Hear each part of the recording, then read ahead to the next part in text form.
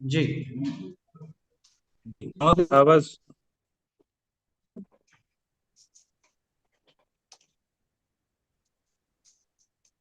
तो आदर नमस्कार श्री सोमनाथ संस्कृत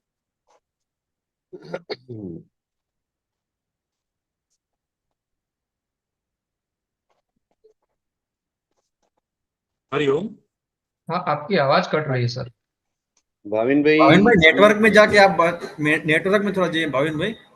बात आवाज कट रही है भाविन बीच में। जी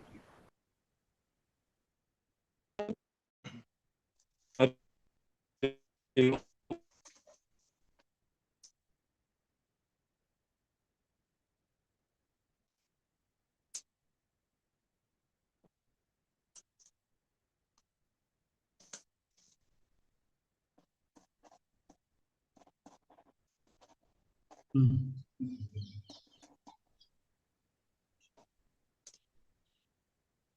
सभी को सादर नमस्कार। श्री सोमनाथ संस्कृत यूनिवर्सिटी वेरावल, उसमें शिव तत्व अनुसंधान पीठ और श्री गोविंद गुरु यूनिवर्सिटी गोधरा के संयुक्त तत्वावधान में आयोजित इस शिव तत्व विमर्श व्याख्यान माला के द्वितीय व्याख्यान माला, जिसका शीर्षक है शैव दर्शन के प्रमुख सिद्धांत, आप सभी का हार्दिक स्वागत करता हूं। और हमारी परंपरा के अनुसार हम सत्र का प्रारंभ मंगलाचरण से करें।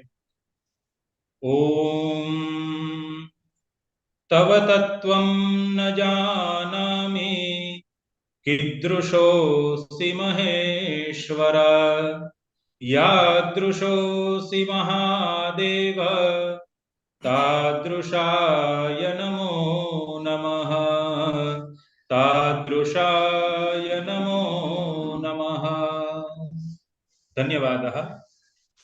उपस्थित सभी महानुभावों का स्वागत एवं परिचय हेतु मैं श्री सोमनाथ संस्कृत यूनिवर्सिटी अनुस्नातक भवन, जिसमें साहित्य विषय के प्रोफेसर श्री एवं शिव तत्व अनुसंधान पीठ के प्रभारी शोध निदेशक श्री प्रोफेसर ललित कुमार पटेल जी से प्रार्थना करता हूं कि उपस्थित महानुभावों का शाब्दिक स्वागत और परिचय हमें प्रदान करें।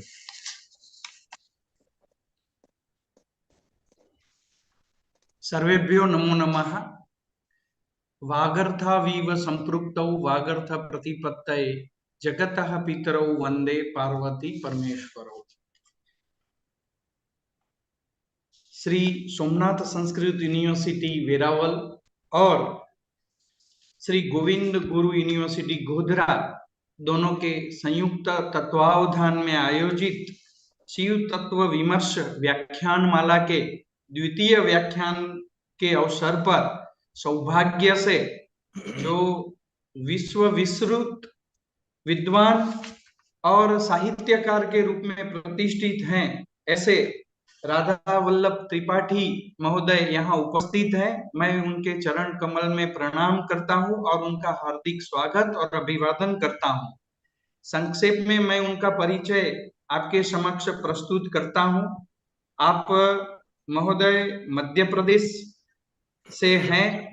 आपका जन्म स्थान मध्य प्रदेश राजगढ़ जिले में रहा है। आप अंतरराष्ट्रीय ख्याति के संस्कृत विद्वान, संस्कृत और हिंदी के जाने माने साहित्यकार हैं।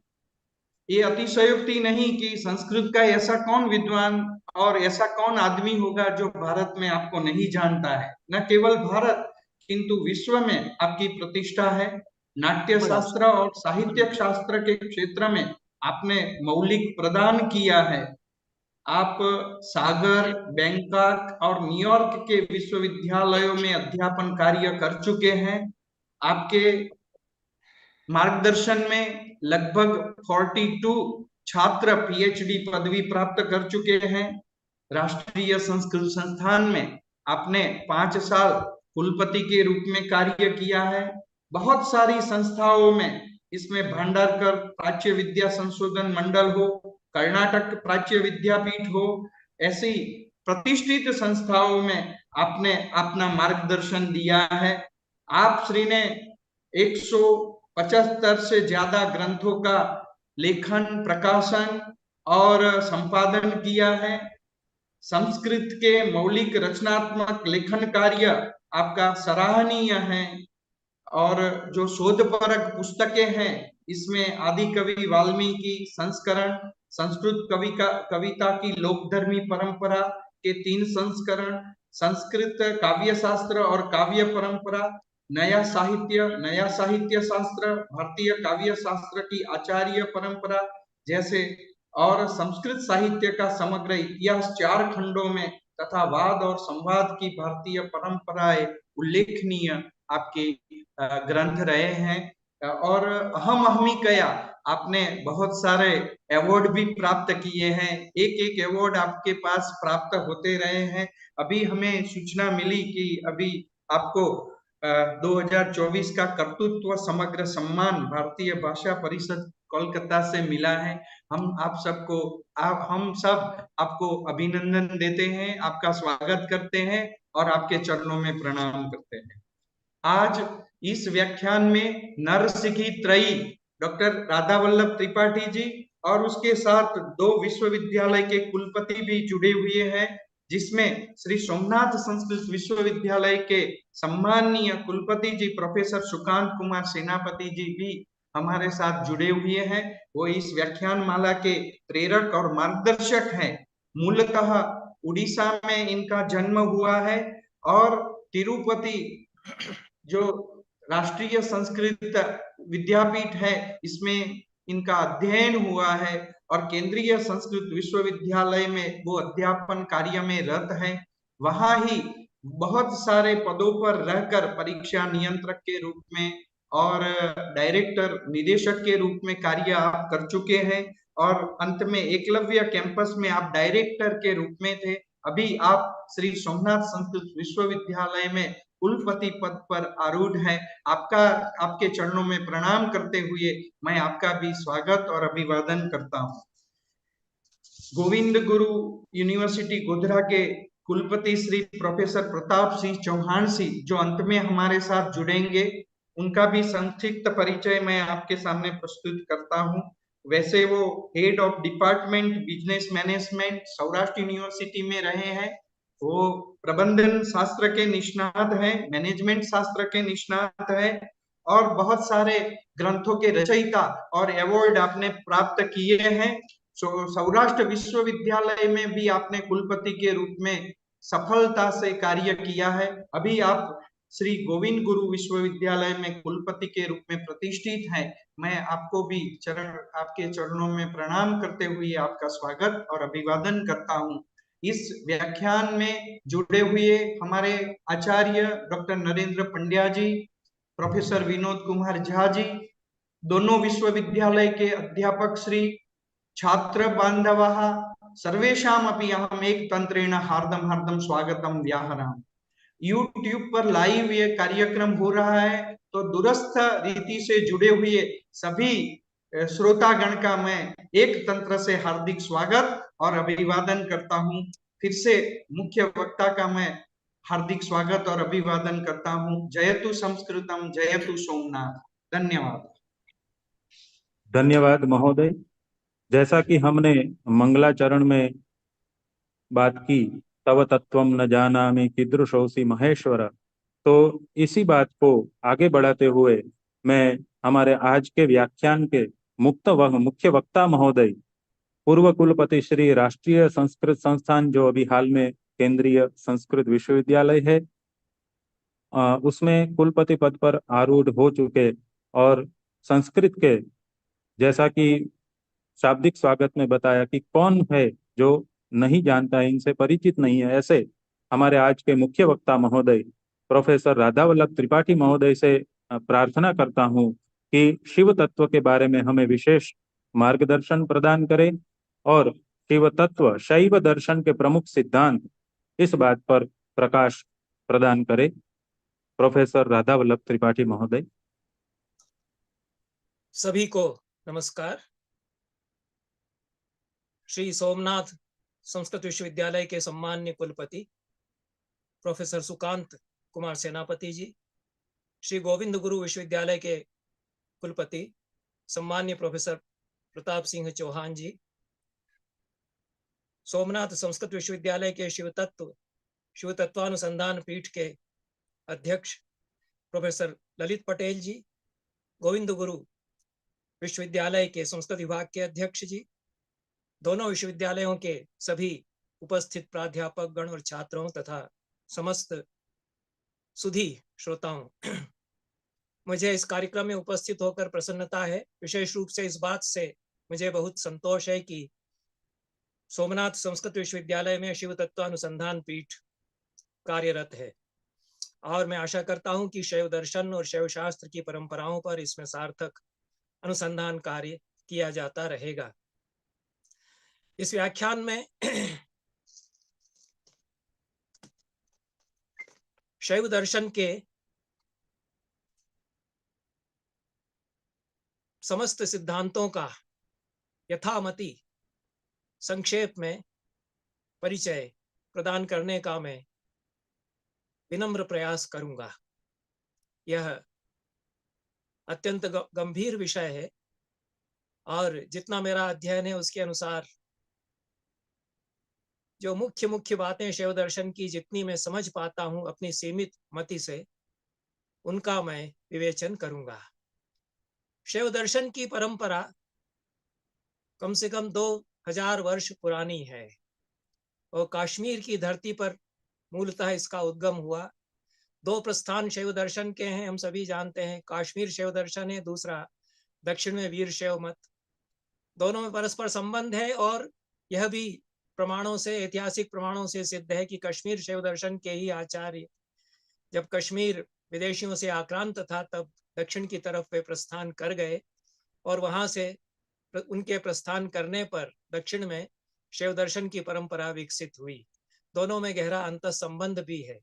मैं कश्मीर शैव दर्शन का जितना मेरा अत्यंत सीमित अध्ययन है उसके अनुसार यहाँ पर शैव शास्त्र के प्रमुख सिद्धांतों का, शैव दर्शन के प्रमुख सिद्धांतों का विवेचन करने का प्रयास करूंगा। सोमानंद शैव शास्त्र के आद्य गुरुओं में से एक हैं। शिव दृष्टि उनका ग्रंथ है, उसमें उन्होंने शैव दर्शन की गुरु शिष्य परंपरा का विवेचन किया है जो आगमों से प्रारंभ होती है। शैवागम प्रसिद्ध है, हम सभी जानते हैं। वैष्णवागम, पांचरात्रागम और शैवागम, ये त्रिविध आगम, ये तीनों आगम भी मुख्य रूप से कश्मीर की धरती पर ही विकसित हुए, जो शारदा देश कहा जाता था। और बहुविध शास्त्र परंपराएं, अनेक शास्त्रों की यहाँ अत्यंत प्राचीन काल में फलती फूलती रही हैं। तो यह सोमानंद 10वें वंशज थे त्र्यंबक के। गुरु शिष्य परंपरा में 10वीं संतति या 10वीं पीढ़ी में वे हुए त्र्यंबक के बाद। और त्र्यंबक कश्मीर शैव दर्शन के संस्थापक आचार्य माने जाते हैं। अत्यंत प्राचीन काल में वे हुए और वे भी कश्मीर में उत्तर भारत से आए थे।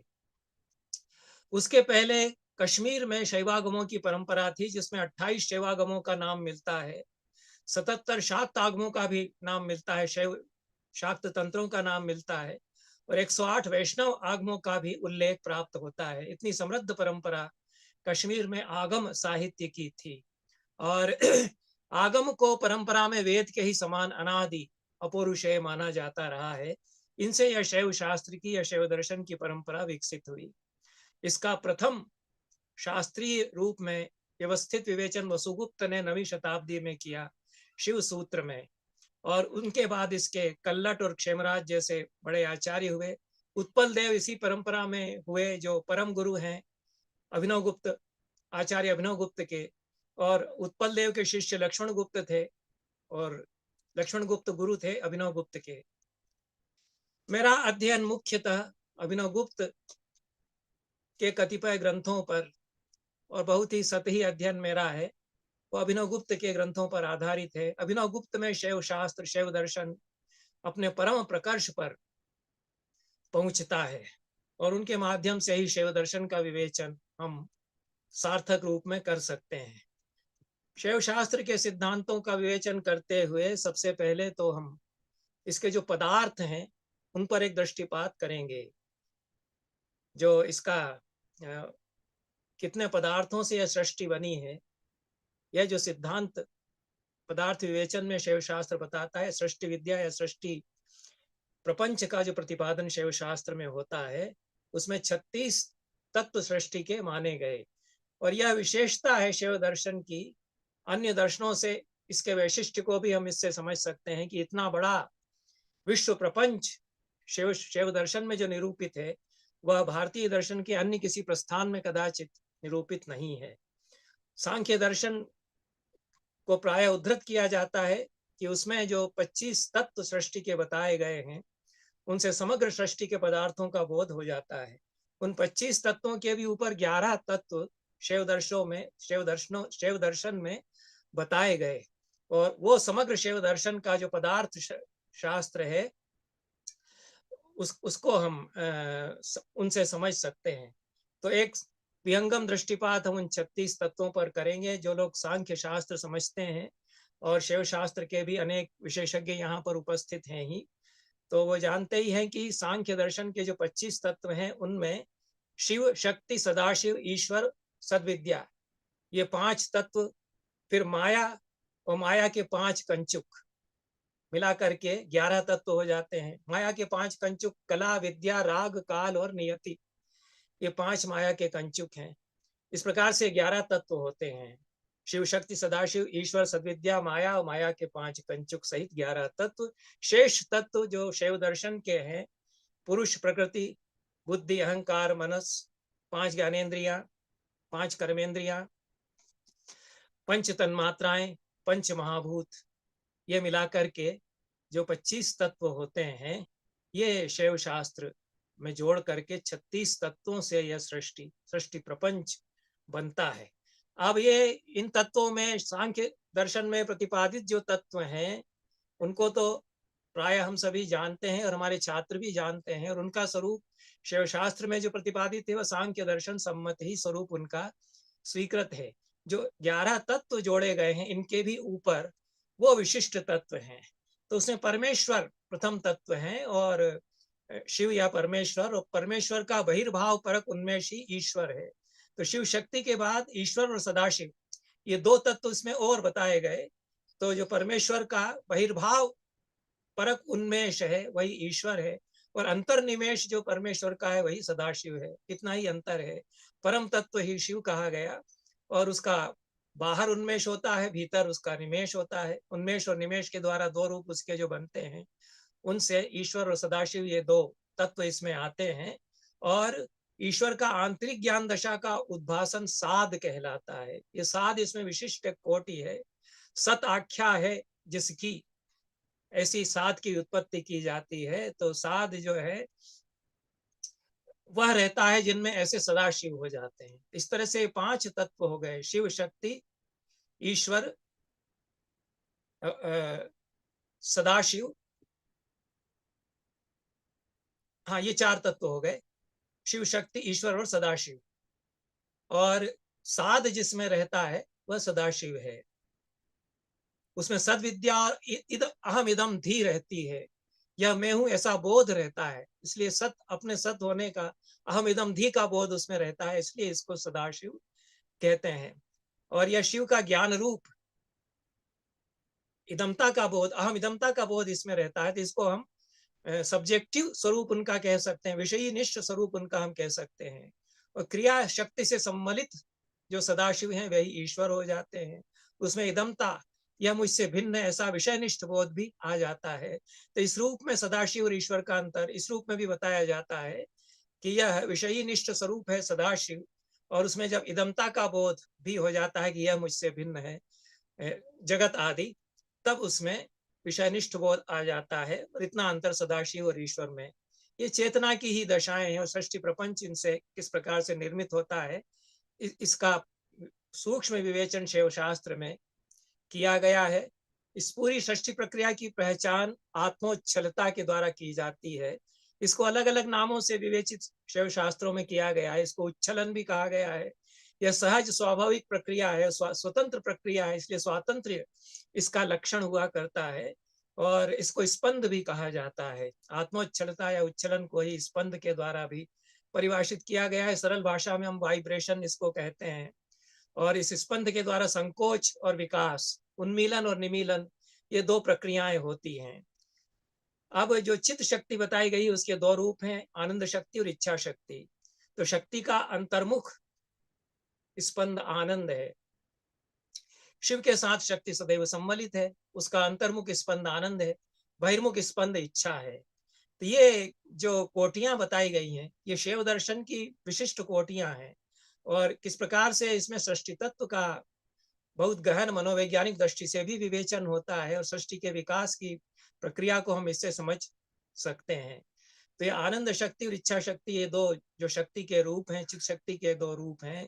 शक्ति का अंतर्मुख स्पंद आनंद हुआ, बहिर्मुख स्पंद इच्छा हुआ, और अंतर्मुख स्पंद में ही परम शिव विराजमान होते हैं। इस दृष्टि से शक्ति और शिव एकाकार हो जाते हैं और बहिर्मुख स्पंद में शक्ति रहती है। इस प्रकार से ये जो पूरा प्रपंच है यह शिव से ही निकलता है और शिव में समवेत रहता है। यह भी शिव दर्शन का एक विशेष मंतव्य है जो कि अन्य दर्शनों से इसको थोड़ा सा विशिष्ट बनाता है। अपने गुरु शंभुनाथ का मंतव्य समझाते हुए आचार्य अभिनव गुप्त कहते हैं कि धरती, ये जो पंच महाभूत हैं, धरती आग हवा पानी और आकाश, इनसे जो सारा संसार बना है, इसके अलावा और कहीं कुछ नहीं है। शिव भी इसी में समाये हुए हैं और यही सत्य है, इसमें समाये हुए शिव भी सत्य है। तो यह 36 तत्व जो बताए गए, और अंततः इन 36 तत्वों के पर एक अनुत्तर तत्व भी है, यह भी फिर अंततः शैव दर्शन मानता है, वह 37वां तत्व है।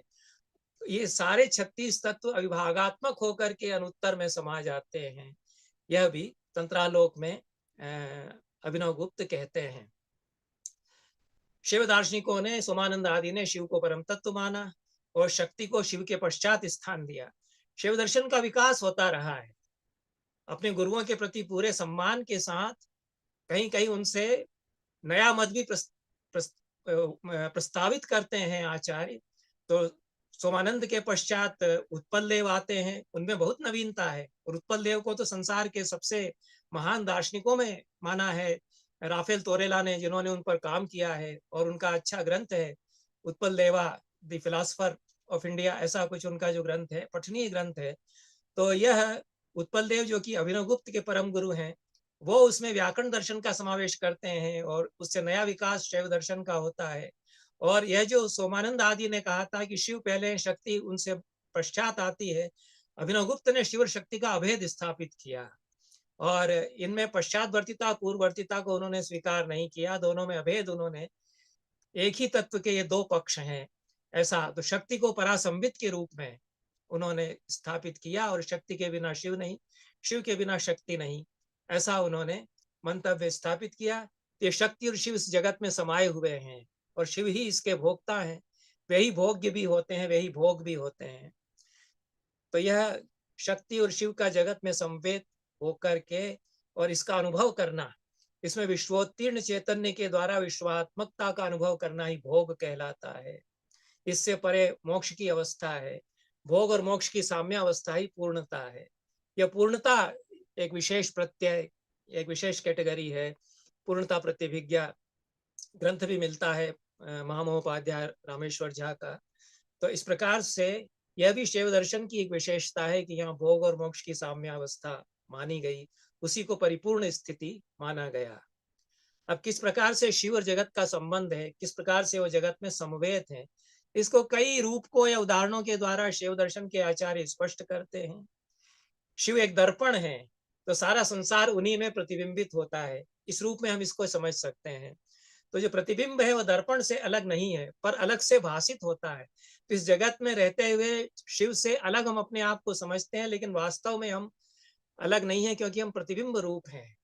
तो उस दर्पण के ही हम प्रतिबिंब हैं, उसी में समाये हुए हम हैं। उस दर्पण से हम प्रतिबिंब को अलग नहीं कर सकते। दर्पण में जो हमारा चेहरा प्रतिबिंबित है उसको हम दर्पण से अलग नहीं निकाल सकते। तो शिव जो है अपने आप को दर्पण बना करके समस्त संसार को अपने में प्रतिबिंबित कर लेते हैं। यही सृष्टि है, यह उनका जो प्रतिबिंब है, यही सृष्टि है। यही आभास भी कहलाता है। आभास यहाँ इल्यूजन नहीं है। तो यह जो प्रतिबिंबित या आभासित होने वाली शिव के भीतर ही ये सब झलकती है। यह जो अनुभव है यह प्रपंच का अनुभव है, और शिव इस प्रतिबिंब को रचते भी हैं, उजागर भी करते हैं और अपने भीतर उसको समेट भी लेते हैं।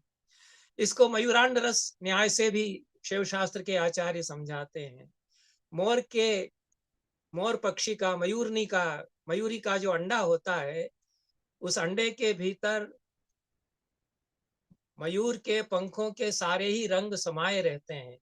अंडे के भीतर जो द्रव है उसमें वो सारे ही रंग समवेत रहते हैं, लेकिन उसको हम अंडे को फोड़ें तो उस द्रव में हमको दिखाई नहीं देंगे। उसी तरह से शिव में जगत समवेत है, वे उसको उन्मीलित कर लेते हैं और उसको वे संकुचित करके निवेशित कर लेते हैं। तो ये जगत शिव में इसी प्रकार से समाया है। इसको मयूरांड रस न्याय से भी इस परंपरा में बताया जाता है। अतएव यह जो जगत है यह स्वप्न या माया नहीं है, यह विवर्त भी नहीं है। तो वेदांत आदि दर्शनों से, इन सभी दर्शनों से शिव दर्शन का विवेक इस आधार पर हम करते हैं कि वह सत्य है। और सत्य किस प्रकार से है कि जो प्रतिबिंब झलकता है वह तो मिथ्या नहीं है, क्योंकि सत्य प्रतिबिंब है।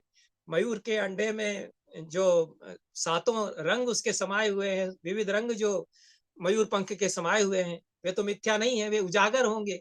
तो उसी तरह से शिव में, शिव जो कि दर्पण है, उनमें सारे प्रतिबिंब समाये हुए हैं और वे उन्मीलित हो जाते हैं, निमीलित हो जाते हैं। तो यह वेदांती जो माया है और जो अनिर्वचनीयतावाद है, उन सब सिद्धांतों से कुछ भिन्न यह होता है। और फिर जगत का प्रतिबिंब रूप में सृष्टि कैसे होती है, तो कहते हैं कि शिव की लीला है। शिव अपने आनंद के लिए सृष्टि करते हैं, अपने आनंद के लिए इसको समेटते हैं। इस लीला को रचते हुए स्वयं भी अपने आप को उसमें संवेद कर देते हैं। तत्सृष्ट्वा तदेव अनुप्राविशत, यह तो उपनिषदों में भी कहा गया है। तो परमेश्वर ने इस सृष्टि को रचा और अपने आप को उसमें संवेद कर दिया। उपनिषदों को भी उद्धरण शिव शास्त्र के आचार्य देते हैं। विशेष रूप से अभिनवगुप्त में यह प्रवृत्ति आती है कि वे ऐत्रेय ब्राह्मण के और उपनिषदों के उद्धरण देते हैं और वे बताते हैं कि वस्तुतः वैदिक वाङ्मय से और जो जो वेद है उससे हमारा भिन्न नहीं है हमारा प्रस्थान, और उसमें भी समन्वय हमारे पूरे दर्शन का किया जा सकता है। लेकिन जो षट दर्शन में अन्य दर्शन है, उनसे विशिष्टता शिव दर्शन की हमको समझनी चाहिए। सारे दर्शन वेद से निकले हैं या जो आगम है उनसे, शैवागमों से निकले हैं, लेकिन समन्वय इस रूप में दोनों का किया जा सकता है। तो यह किसी पूरे दृश्य को हम किसी छोटे से प्रतिबिंब में, छोटे से दर्पण में जिस प्रकार से प्रतिबिंब करके देखें, उस तरह से शिव में सारा जगत प्रतिबिंबित है, वो प्रतिबिंब भी सत्य है, ऐसा हम कह सकते हैं। तो निर्मले मुकुरे यद्वत् भांति भूमि जलादयः अमिश्रास तद्वदेकस्मिंश्चिन्नाथे विश्ववृत्तयः। परमार्थ सार में यह अभिनवगुप्त कहते हैं, भांति विभागे नैव च परस्परम दर्पणादपि। यह अविभागात्मक है सृष्टि, दर्पण से प्रतिबिंब अलग नहीं होता, लेकिन अविभागात्मक रूप में उसकी प्रतीति हमको, विभागात्मक रूप में उसकी प्रतीति हमको होती है। अलग अलग उसमें हमको सारे पदार्थ दिखाई देते हैं। तो यह अविभागात्मक होते हुए भी विभागात्मक रूप में वह प्रतीति हमको होती है। तो ये आभास होता है। आभास को परिभाषित करते हुए कहा गया कि अंतस्थित का ही वही प्रकाशन आभास है। शिव में जो भीतर स्थित है, जगत समाया हुआ है, उसका वही प्रकाशन, बाहर जब उसका प्रकाशन होता है तो वही आभास कहा जाता है। इस प्रकार से शैव शास्त्र का जो सृष्टि प्रपंच का विवेचन है उसमें यह विशेषता है। और स्पंद कारिका प्रसिद्ध ग्रंथ है, उसमें कहा गया है कि भोक्तैव भोग्य भावेन सदा सर्वत्र संस्थितः। जो भोक्ता है वही भोग्य के रूप में सर्वत्र स्थित है। भोक्ता, भोग्य और भोग, इन तीनों में एकाकारिता हो जाती है। शिव ही देह धारण करके भोक्ता बनते हैं और वही भोग भी बनते हैं। ये सारे में एक ही तत्व समाया हुआ है, यह कुल इसका सार है। तीन दृष्टियां शैव शास्त्रों में जगत को लेकर के स्थापित की गई हैं। अलग अलग मत मतांतर खूब हैं और अनेक प्रस्थान भी हैं। तो विश्वोत्तीर्णम आत्म तत्वमिति तांत्रिका, प्रतिभिज्ञा हृदय में कहा गया है सूत्र 8 में कि यह जो आत्म तत्व है यह विश्व के परे है, ट्रांसेंडेंटल रियलिटी यह है। यह एक तंत्र शास्त्र का मत है, शैव तंत्रों का मत है। और विश्वमयमिति कुलाद्याम्नाय निविष्टा, यह विश्वमय है, जो परम तत्व है यह विश्व में ही समाया हुआ, ऐसा कुलाम्नाय का मत है। और विश्वोत्तीर्णम विश्वमयम चेति त्रिकादि दर्शन विधा, जो त्रिक दर्शन है अभिनवगुप्त आदि का, उसमें यह विश्वोत्तीर्ण भी है और विश्वमय भी है। तो जगत में शिव समाये हुए भी हैं और अनुत्तर रूप में उसके ऊपर भी परम चैतन्य के रूप में वे स्थित है। यह अभिनवगुप्त का मत है। तो इस प्रकार से जगत प्रपंच और सृष्टि विज्ञान को इस शैव दर्शन में इस रूप में हम समझ सकते हैं। और जो मुख्य अंतर मैं समझता हूँ कि वेदांत आदि जो दर्शन है वो उनमें एक्सक्लूसिविटी है, व्यावृत्ति मूलकता उनमें, निस्सरणात्मकता उनमें है। और जो शैव शास्त्र है उसमें अनुवृत्ति मूलकता है, समावेशिता है, इंक्लूसिविटी है, पृथक नहीं है जगत परम तत्व से, और सब कुछ उसी में समाया हुआ है। यह जो इंक्लूसिवनेस है, यह हमारे लिए बहुत महत्वपूर्ण सिद्धांत है, और आज के लिए भी शिव शास्त्र को हमारे लिए बहुत प्रासंगिक यह बना देता है। तो निर्गुण निराकार ब्रह्म के स्थान पर शक्ति समन्वित शिव का ही यहाँ स्वीकार किया जाता है। उन्हीं में कर्तृत्व है, उन्हीं से फिर इच्छा ज्ञान क्रिया शक्तियां हैं, और कर्तृत्व उनके पंच कृत्यों में उनका प्रतिफलित होता है। यह भी पंच कृत्यों की अवधारणा जो सृष्टि प्रपंच में बताई गई है, सृष्टि स्थिति संहार विलय और अनुग्रह, ये पंच कृत्य शिव के हैं, और इनसे जगत की प्रक्रिया और जगत का लय शिव में यह चलती है। तो बिंब भी शिव हैं, प्रतिबिंब भी वही हैं, दर्पण भी वही हैं, और अपने भीतर ही वे प्रतिबिंबों को रचते हैं। सजीव दर्पण है। दर्पण हम कहते हैं तो निर्जीव पदार्थ का बोध होता है, लेकिन जो कोई चैतन्य है वही अपने आप को दर्पण बना करके अपने में जगत को प्रतिबिंबित करता है और निमीलित और उन्मीलित करता है। ऐसा चैतन्य यदि है तो वह शिव यहाँ पर है। इस प्रकार से जगत न तो भ्रम है, न स्वप्न है, न माया है, जगत ही शिवमय है। ऐसा शिव से अलग यह जगत नहीं, और जगत से अलग शिव नहीं। इस रूप में जगत को जो समझ लेता है वही मुक्त होता है। यही शैव शास्त्र का एक तरह से मर्म या स्वारस्य है। और कुछ बातें अधिक विस्तार न हो जाए इसलिए मैं छोड़ करके चलता हूँ। थोड़ा जटिल भी हो जाता है शैव शास्त्र जो है। अब इसमें पशु और पशुपति इन दोनों का भेद बताया जाता है। तो यह जो माया के 5 कंचुक बताए गए, इनसे बद्ध जो चैतन्य है, शिव ही चैतन्य रूप है और जीव भी चैतन्य रूप है। अंतर क्या है कि माया के 5 कंचुकों से बंधा हुआ जो चैतन्य है वही जीव है, उसी को पशु कहा जाता है। पशु से आशा यहाँ एनिमल या जानवर से नहीं है। यहाँ पर जीव को, जो वेदांत में जीव कहा जाता है, उसके लिए पशु शब्द का प्रयोग किया गया है, और शिव को पशुपति भी इसीलिए कहा जाता है। तो पशु या जीव, शिव और शक्ति, ये 3 मूल सृष्टि के यहाँ पर इस दर्शन में भुक्ति और मुक्ति का निरूपण करने की दृष्टि से माने गए, इसलिए त्रिक दर्शन भी इसको कहा जाता है। और स्पंद की क्रिया से ही सृष्टि होती है, इस पर इसमें बहुत आग्रह किया गया है। जो स्पंद की प्रक्रिया है उसका विस्तार से निरूपण किया गया है, इसलिए स्पंद दर्शन भी शैव दर्शन को कहा जाता है। और जो मुक्ति की प्रक्रिया है उसमें प्रतिभिज्ञा का बहुत महत्व है, इसलिए प्रतिभिज्ञा दर्शन भी इसको कहा जाता है। प्रतिभिज्ञा तत्व तो बहुत महत्वपूर्ण है। इसकी जो प्रमाण मीमांसा है और शिव के अनुभव की जो यहाँ पर प्रक्रिया बताई गई है, उसमें प्रतिभिज्ञा का निरूपण अवधेय है। तो प्रतिसंधान और अनुस्मरण के बल से परम तत्व की पहचान होना प्रतिभिज्ञा है। ये अपने भीतर संधान करता है, प्रतिसंधान करता है, और फिर स्मरण और अनुस्मरण भी करता है, तो शिव से साक्षात्कार होता है, शिवमय हो जाता है।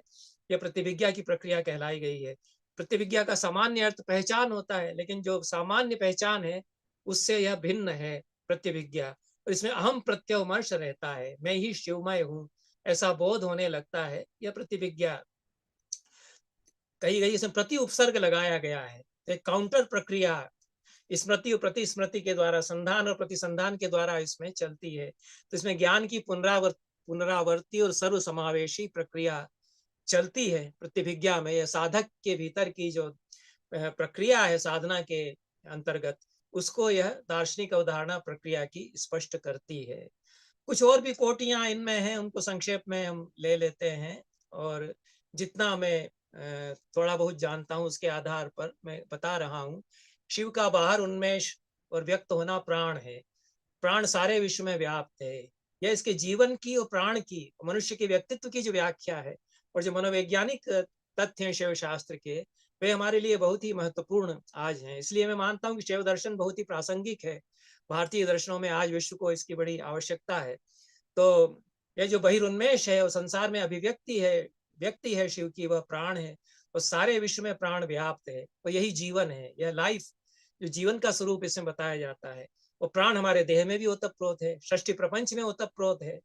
ये जो जीवन है, लाइफ है सृष्टि में, जो सृष्टि के कण कण में है, वनस्पतियों में है, उसका स्वरूप इसमें बताया गया है। और यह सूक्ष्म तत्व है, इसको हम देख नहीं सकते हैं, यह स्पंदित होता है तब हम इसको अनुभव करते हैं। उसके वाइब्रेशन से हम उसको अनुभव करते हैं। तो प्राण का जो स्पंदन है वह कहीं कहीं अस्फुट होता है, कहीं झलकता है और कहीं स्फुट होता है। यह तंत्रालोक में आचार्य अभिनव गुप्त कहते हैं। तो यह स्पंदन का अनुभव होना, यह जीवन है, मनुष्य के जीवन का यही लक्षण है। और इसी स्पंद में सौंदर्य भी है, और इसी प्राण का संबंध काल से है, काल की अनुभूति से है, क्योंकि काल का अधिष्ठान इस प्राण में है। यह भी तंत्रालोक में आचार्य अभिनव गुप्त कहते हैं। तो इस प्रकार से 3 इसमें सृष्टि प्रक्रिया में क्रियाएं बताई गई हैं, इच्छा, ज्ञान और क्रिया। तो चित्त और आनंद दोनों महेश्वर रूप है। सर्जना की प्रवृत्ति इच्छा है, क्रिया इस प्रवृत्ति को चरितार्थ करती है, ज्ञान इस सारी प्रक्रिया का साक्ष्य है। तो इच्छा, ज्ञान और क्रिया, इन 3 प्रक्रियाओं के अंतर्गत शिव इस जगत को अपनी लीला से विस्तारित करते हैं। शिव में जगत और जगत में शिव समाया हुआ है। इस प्रकार से यह शिव बिना किसी उपादान के चैतन्य से संपूर्ण सृष्टि के प्रपंच को रच देते हैं, ऐसा माना गया। अब कुछ इसमें की टर्म्स हैं शिव दर्शन में सृष्टि प्रक्रिया की दृष्टि से। प्रकाश, विमर्श, स्वातंत्र, स्पंद और प्रतिविज्ञा। प्रतिविज्ञा के संबंध में मैंने बात की है। तो उसमें प्रकाश और विमर्श, इन 2 अवधारणाओं का बहुत ही महत्व है, क्योंकि सृष्टि शिव किस प्रकार से करते हैं इसको प्रकाश और विमर्श के द्वारा समझाया जाता है।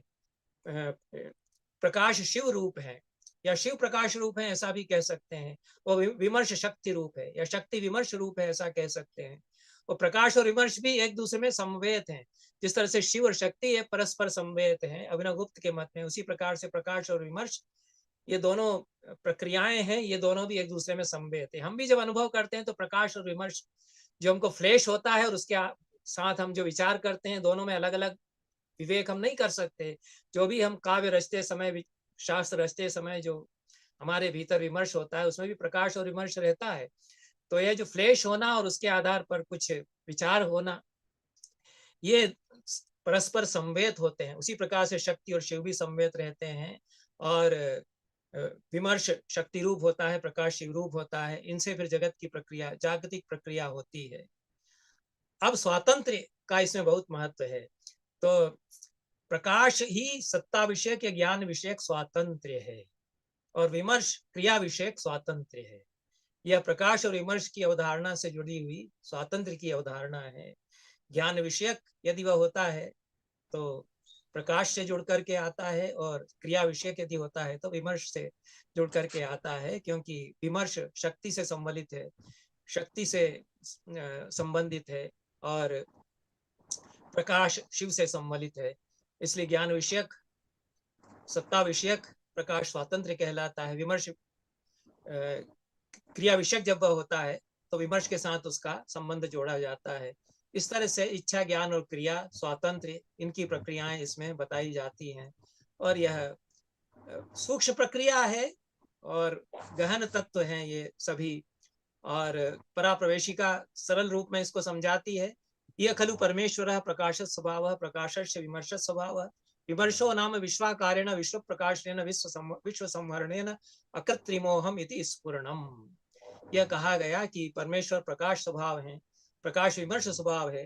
विमर्श क्या है कि विश्वाकार में परिणति होना, विश्व प्रकाशन के रूप में व्यक्त होना और विश्व संवरण करना, ये सारी जो प्रक्रियाएं हैं यह विमर्श के द्वारा चलती हैं। इस प्रकार से सृष्टि प्रपंच शिव के द्वारा रचा जाता है। इसमें शक्ति, विमर्श, अहम प्रत्यवमर्श, प्रतिभिज्ञा, अनुसंधान, परावाक और प्रतिभा, इनकी एकाकारिता हो जाती है। ये इक्वेशंस बनते हैं। शक्ति इक्वल टू विमर्श इक्वल टू अहम प्रत्यवमर्श equal to Pratyabhijna equal to अनुसंधान, और परावाक अभिनव गुप्त उसमें लेकर के आते हैं। भर्तृहरि के दर्शन, भर्तृहरि के का जो वाक संबंधी विवेचन है, उसकी परंपरा से, व्याकरण दर्शन की परंपरा से इसी को प्रतिभा और परावाक के रूप में भी इस पूरे प्रपंच को वे, विमर्श को, प्रतिविज्ञा को, अनुसंधान को वे परिभाषित करते हैं। कुल मिलाकर के इतना इसका।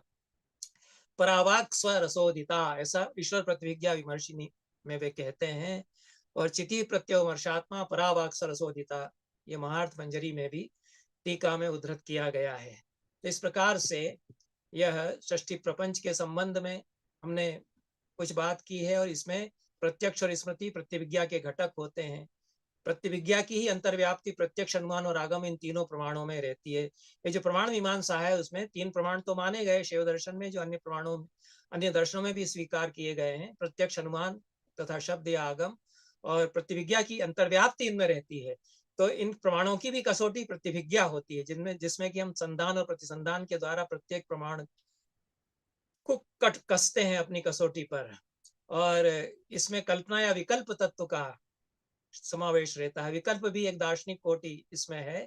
इसमें विकल्प की दृष्टि से सविकल्प प्रतिभिज्ञा, निर्विकल्प प्रतिभिज्ञा और परा प्रतिभिज्ञा, ये 3 प्रतिभिज्ञा के भेद हो जाते हैं, और विकल्प को निरस्त करके भेद में अभेद की स्थापना अंततः जब होती है तब परा प्रतिभिज्ञा के स्तर पर साधक पहुंचता है, उसमें विश्वोत्तीर्ण दशा का बोध होता है।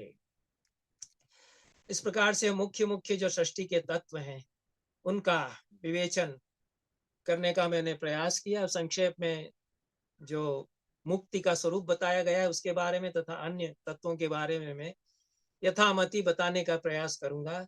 परमेश्वर का जो अनुभव है इसको बोध कहा गया है। बोध 3 कोटियों में होता है, मूल, मध्य तथा अग्र। ये 3 कोटियां ईश्वर के, परमेश्वर के अनुभव की शिव शास्त्र में, शिव दर्शन में बताई गई।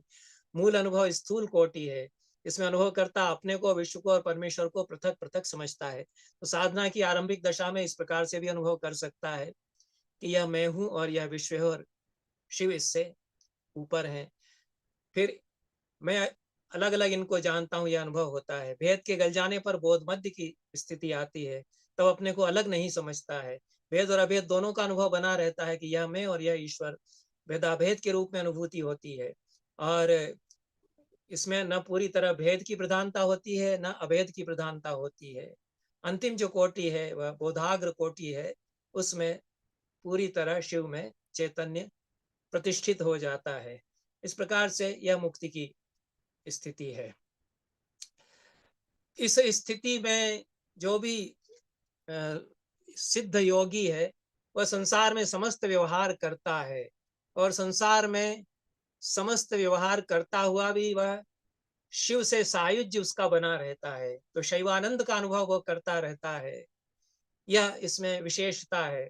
तो भोजन पान आदि सारी क्रियाएं योगी उसी प्रकार से करता है जिस प्रकार से सामान्य जन, पर सामान्य जन उससे दैहिक स्तर पर अनुभव करते हैं कि मैंने भोजन किया, और जो योगी है वह शिव की भावना करता हुआ, यह शिव ही है सब कुछ, इसी में शिव समाये हुए हैं, उस शिव को ही मैं स्वीकार कर रहा हूं इसके द्वारा, यह परमानंद के अनुभव के साथ में लौकिक अनुभवों का बोध वह करता है। इतना अंतर जो है वह जो मुक्त दशा में योगी स्थित रहता है शैवी दशा में, उसका और सामान्य जनों के अंतर बोध का अंतर हो जाता है। तब नृत्य गीत कला काव्य आदि का अनुभव भी जब करता है तो शैवानंद को ही प्राप्त उनसे करता है। संसार के विषयों का भी अनुभव जब वह करता है तो शिवानुभूति ही उसको उन सब में होती रहती है, क्योंकि यह माना गया कि शिव तो समस्त जगत के कण कण में विराजे हुए हैं, तो ये जगत विवर्त नहीं है, उनसे अलग नहीं है। तो इसको अध्यारोप का निराश करके हम अनुभव करें परब्रह्म का, ऐसी प्रक्रिया वेदांत सम्मत इसमें नहीं होती है। तो शिव को हम इसमें प्रत्येक सृष्टि के कण कण में समाया हुआ जब देखते हैं तो उसी रूप में हम जगत के सारे व्यवहार को भी शिवमय होकर के और अनुभव करते हैं। यह विज्ञान भैरव में प्रसिद्ध कारिकाएं हैं, जगदीपान कृतोल्लास इत्यादि जो है। जगदीपान कृतोल्लास रसानंद विजृंभणात् भावेद भरितावस्था महानंदमयो भवेद, गीतादि विषयास्वाद समसौख्यैकतात्मनः योगिनस्तन्मयत्वेनैव तन्मयत्वेन मनोरूढ़ैस्तदात्मता। इस प्रकार से शिव के साथ तन्मय होने पर जगत में शिव स्वरूप देखता हुआ वह सारे व्यवहार योगी करता है। ऐसा यहाँ पर प्रक्रिया साधना की बताई गई है। तो कुल मिलाकर के यह शिव दर्शन में इंद्रियों से ग्रहण करता है शब्द स्पर्श रूप रस आदि का, और तन्मय होकर के इनमें शिव की ही भावना वह करता है। यह उसको एक प्रकार से संसार के अनुभव करते हुए भी महानंदमय वह बना रहता है। यह अनुभव इस प्रकार से उसका होता है। तो कुल मिलाकर के जो मुख्य मुख्य सिद्धांत हैं शैव शास्त्र के, उनका विवेचन करने का मैंने प्रयास किया, और संक्षेप में इतना ही कह करके मैं अपनी बात समाप्त करता हूँ। आप सभी को बहुत बहुत धन्यवाद देता हूँ कि आपने मेरे वक्तव्य को सुना। बहुत बहुत धन्यवाद। धन्यवाद महोदय, हम भी आपके परम आभारी है। आपने बहुत ही सरल शब्दों में शैव दर्शन के प्रमुख सिद्धांतों के साथ साथ प्रमुख आचार्य और उनके ग्रंथों के बारे में भी हमको ज्ञान प्रदान किया।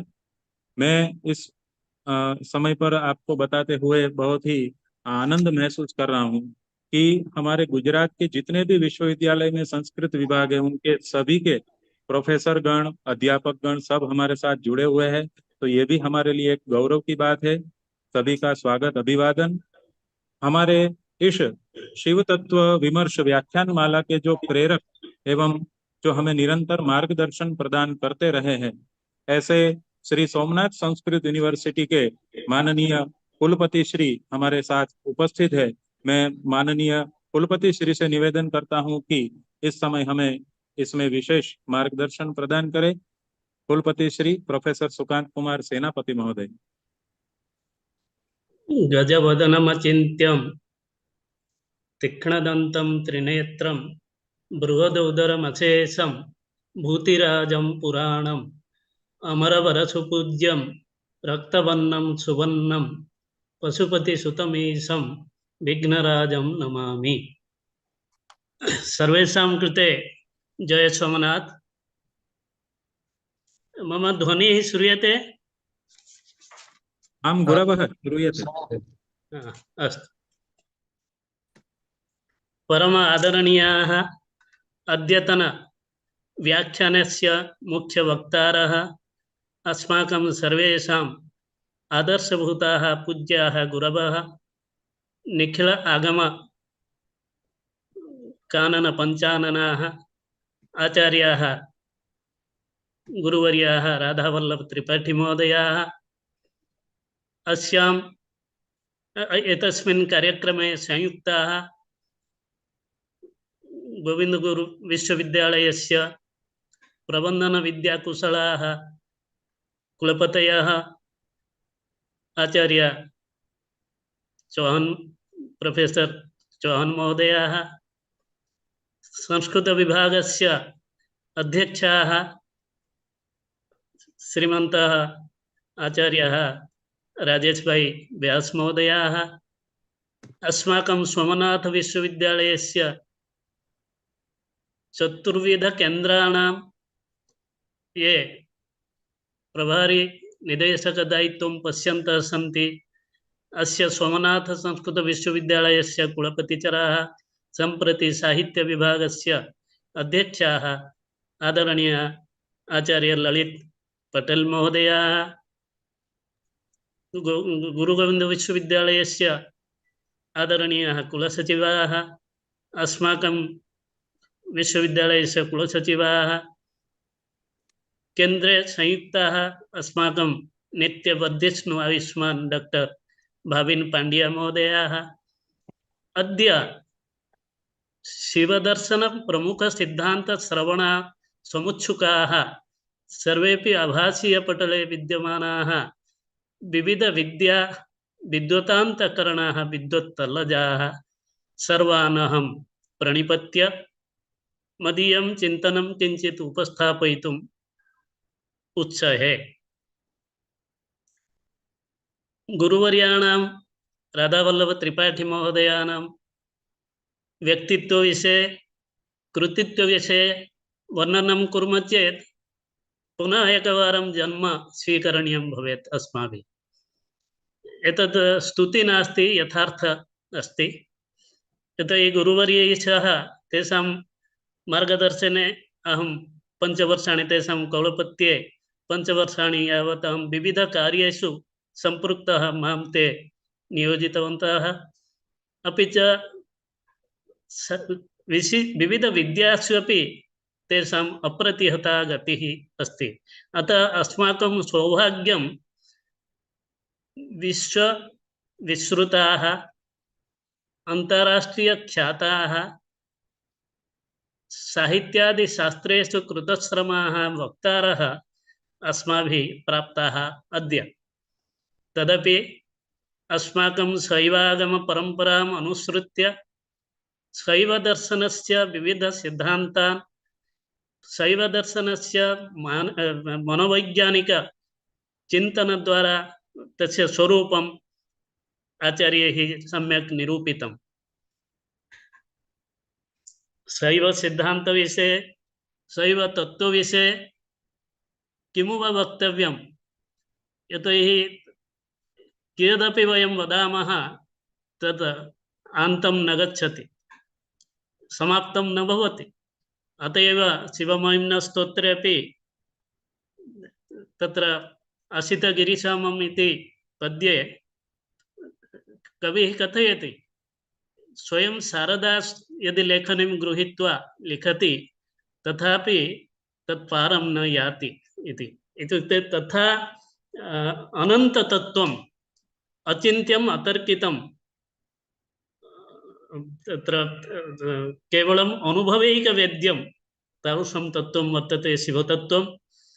तादृशम् अतिगहनं तत्त्वं स्वीकृत्य दार्शनिकसिद्धान्त शैवदर्शनसिद्धान्तविषये आचार्यैः सम्यक् एव उपस्थापितम्। अत्र वस्तुतः आचार्याणां भाषणात् परम् अस्माभिः किमपि वक्तव्यम् न अवशिष्यते, यतोहि तेषां भाषणं सर्वथा अन्यून अनतिरिक्तम् एव भवति। तथापि दर्शनस्य विद्यार्थिरूपेण किञ्चिदेव अहम् उक्त्वा मम भाषणात् उपसंहरामि।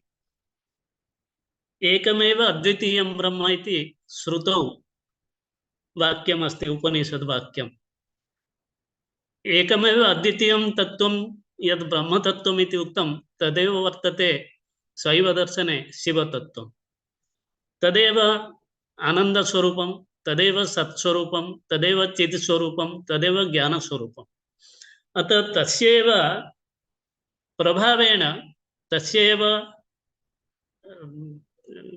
प्रभावद्वारा सकलं इदं दृश्यं जगत्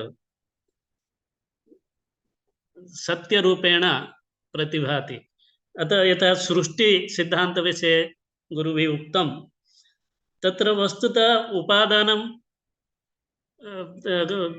कारणं यद् अस्ति, यथा अन्यदर्शनेषु निमित्तकारणम् उपादानकारणं भिन्नं भिन्नं वर्तते, तथा शैवदर्शने तथा नास्ति।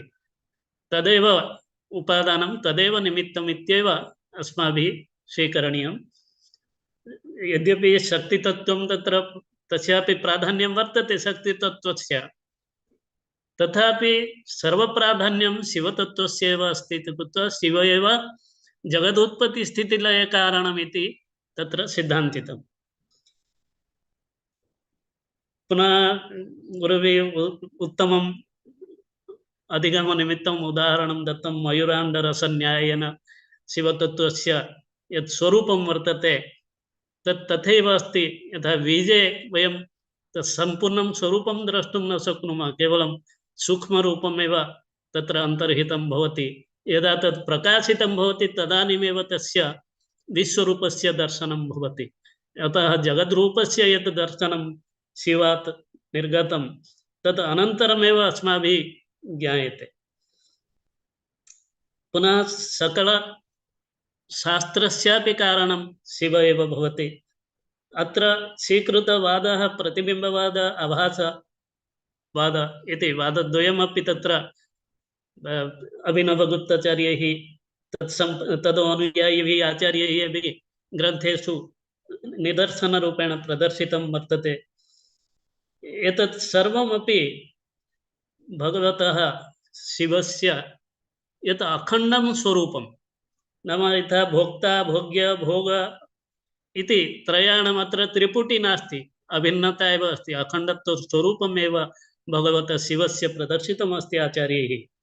तदेव वस्तुतः अस्माकं कृते ध्यातव्यं वर्तते, अस्माभिः ज्ञातव्यं वर्तते।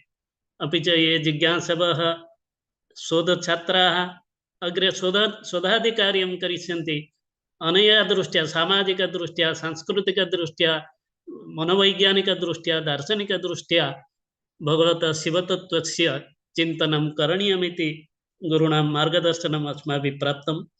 सकलम् इदं जगत् तस्यैव प्रकाशेन, तस्य प्रकाशस्वरूपमपि उक्तं शास्त्रेषु, तस्यैव प्रकाशेन सर्वं प्रकाशितं भवति। अतः उपनिषदि गीयते, न तत्र सूर्यो भाति न चन्द्र तारकाः, नेमा विद्युतो भान्ति कुतोऽयम् अग्निः, तमेव भान्तम् अनुभाति सर्वं, तस्य भाषा सर्वम् इदं विभाति।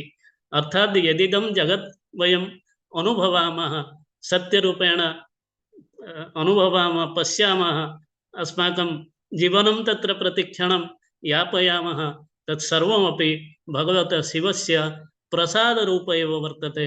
प्रसादरूपेण एव स्वीकृत्य वयम् अस्माकं जीवनं धन्यं करिष्यामः इत्येव शिवतत्त्वस्य नाम मुख्यं चिन्तनं वर्तते। पुनः तत्र अखण्डताविषये तत्त्वमस्यादि महावाक्यानि तत्र अनुभवविषयेपि आचार्यैः उदाहरणमाध्यमेन दत्तं। तत्र तत्त्वमस्यादि महावाक्यानि, अहं ब्रह्मास्मि इत्यादीनि महावाक्यानि अपि अत्र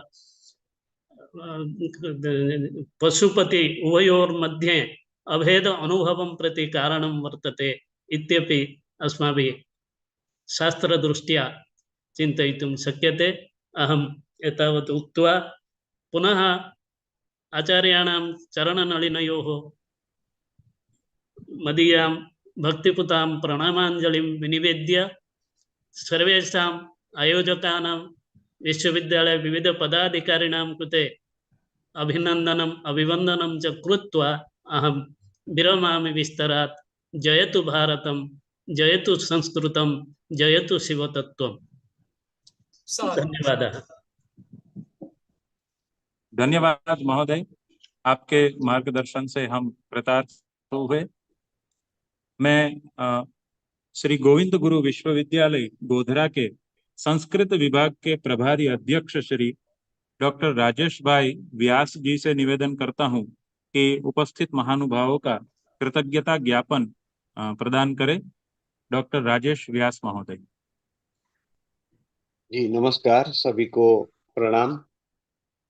आज श्री सोमनाथ संस्कृत यूनिवर्सिटी वेरावल और सोमनाथ संस्कृत यूनिवर्सिटी के शिव तत्व अनुसंधान पीठ और श्री गोविंद गुरु यूनिवर्सिटी के संस्कृत विभाग द्वारा ये संयुक्त रूप से आयोजित व्याख्यान माला में आज एक बहुत ही सुंदर व्याख्यान का आयोजन हुआ।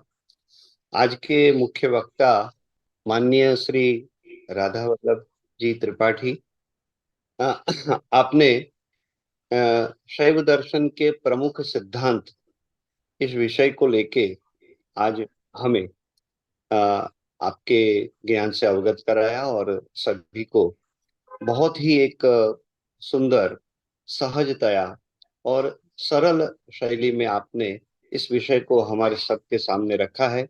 मैं आपका बहुत बहुत धन्यवाद करता हूं, आभार व्यक्त करता हूं दोनों ही यूनिवर्सिटी की तरफ से। मैं यहाँ एक बात और भी बताना चाहता हूं, माननीय त्रिपाठी जी आज के मुख्य वक्ता हमारे साथ हैं, तो श्री गोविंद गुरु यूनिवर्सिटी ने कोरोना काल में जो व्याख्यान श्रेणी की, तब से हमारी एक इच्छा रही कि आप हमारी यूनिवर्सिटी में एक बार ऑनलाइन माध्यम से जुड़े, क्योंकि उस वक्त हमारी एक व्याख्यान श्रेणी बहुत लंबी चली थी, लेकिन आपकी भी व्यस्तता थी, इसलिए ये हो नहीं पाया था। परंतु आज हम बहुत आनंदित हैं कि हमारी वर्षों से हम जो एक आपके व्याख्यान की एक राह देख रहे थे गोविंद गुरु यूनिवर्सिटी के हम सभी अध्यापक, आज वो पूर्ण हुई है। इस बात का मुझे बहुत बहुत आनंद है। आपने अपने इतने व्यस्त शेड्यूल से हमें जो समय दिया है, इसलिए मैं आपको प्रणाम करता हूं और धन्यवाद करता हूं। श्री सोमनाथ संस्कृत यूनिवर्सिटी के माननीय कुलपति श्री सुकांत कुमार सेनापति साहब बहुत ही सरल स्वभाव के हैं, हमें बहुत इन सभी कार्यों में हमेशा सहयोग देते हैं। आपका मार्गदर्शन सदैव हमारे साथ रहा है। मैं आपका भी आज यहाँ बहुत आभार प्रकट करता हूँ। उसी के साथ मैं हमारी यूनिवर्सिटी श्री गोविंद गुरु यूनिवर्सिटी के माननीय कुलपति श्री प्रताप सिंह चौहान साहब आज जुड़ नहीं पाए। उन्होंने मुझे वैसे कहा था कि अगर मैं आ गया समय पे तो मैं अंत में अवश्य जुड़ूंगा, परंतु जुड़ नहीं पाए। मैं उनका भी बहुत बहुत आभार प्रकट करता हूं। उनका भी मार्गदर्शन सहयोग हमें हमेशा मिलता रहा है। हमारी यूनिवर्सिटी बिल्कुल नई है, अभी 8 साल जितना छोटा कार्यकाल है हमारी यूनिवर्सिटी का, परंतु हमारे माननीय कुलपति श्री के मार्गदर्शन में इस यूनिवर्सिटी में बहुत अच्छे अच्छे कार्यक्रम विद्या क्षेत्र के होते रहे हैं। मैं उनका भी यहाँ आभार प्रकट करता हूँ। सोमनाथ संस्कृत यूनिवर्सिटी के हमारे मित्र और जो आप पूर्व में आप कुलपति भी रहे ऐसे माननीय श्री ललित भाई पटेल का भी मैं आभार प्रकट करता हूँ। ललित भाई पटेल का इस पूरी व्याख्यान श्रेणी में बहुत बड़ा सहयोग रहा है, और कब से हम लोगों ने हमारी दोनों यूनिवर्सिटी के बीच में जो MOU हुआ है उस अंतर्गत ये व्याख्यान श्रेणी का आयोजन हुआ है। तो वो उसमें भी आप वहां से आए थे गोधरा, मुझे याद है, और हमारा एक MOU हुआ था। इस अंतर्गत आज ये जो व्याख्यान श्रेणी हुई, मैं ललित भाई का भी बहुत बहुत आभार प्रकट करता हूँ। साथ में उनके साथ सह संयोजक के रूप में वहां से श्री भाविन कुमार पंड्या जी भी उनको सहयोग कर रहे हैं, हमें सहयोग कर रहे हैं। मैं भाविन जी का भी बहुत बहुत आभार प्रकट करता हूँ। आज जैसा कि बताया कि हमारे साथ गुजरात के सभी विश्वविद्यालयों से जो संस्कृत विभाग के अध्यक्ष हैं, मैं अगर बताना चाहूँ तो चिल्ड्रन यूनिवर्सिटी की अध्यापिका भैरवी दीक्षित जी हमारे साथ जुड़ी है। गुजरात यूनिवर्सिटी की अध्यापिका हेतल पंड्या और मयूरीबेन भाटिया हमारे साथ जुड़े हैं। सौराष्ट्र यूनिवर्सिटी के पूर्व अध्यक्ष श्री मनसुख मोलिया साहब हमारे साथ जुड़े हैं। सोमनाथ संस्कृत यूनिवर्सिटी से श्री जानकी शरण आचार्य हमारे साथ जुड़े हैं। श्री नरेंद्र कुमार पंड्या हमारे साथ जुड़े हैं, और बहुत सारे जो सीनियर मोस्ट अध्यापक हैं जैसे महाकांत जोशी है, मंजुला बहन है, देवी सिंह राठवा है जो नॉर्थ गुजरात यूनिवर्सिटी के अध्यक्ष हैं, वो भी हमारे साथ जुड़े हैं। हमारी यूनिवर्सिटी के संस्कृत के प्रिंसिपल डॉक्टर दिनेश माछी और डॉक्टर महेश मेहता हमारे साथ जुड़े हैं। तो मैं इन सभी का, सभी अध्यापकों का, हमारे PhD के कुछ छात्र हमारे साथ जुड़े और कुछ जो अध्यापक पूरे गुजरात से हमारे साथ जुड़े हैं, उन सभी के प्रति मैं बहुत आभार प्रकट करता हूँ। ये जो व्याख्यान श्रेणी हमने शुरू की है शिव तत्व विषय को लेके, इसमें आज दूसरा व्याख्यान हुआ है, आगे भी कुछ व्याख्यान होंगे। आप लोग हमसे वैसे ही जुड़ते रहेंगे और इस क्षेत्र में हम सब मिलके कुछ ऐसी बातें, कुछ अच्छी बातें, कुछ अच्छे अच्छे विषय को लेके कुछ बातें करते रहेंगे। मैं सभी के प्रति, अगर मैं किसी का नाम भूल रहा हूं तो उनके प्रति भी मैं आभार प्रकट करता हूं, और सभी का आभार प्रकट करते हुए इस बात को मैं यहीं समाप्त करता हूं। नमस्कार। सभी का पुनः पुनः एक तंत्रेण धन्यवाद ज्ञापित करते हैं भाविन उभय भाई, विश्वविद्यालय की ओर से।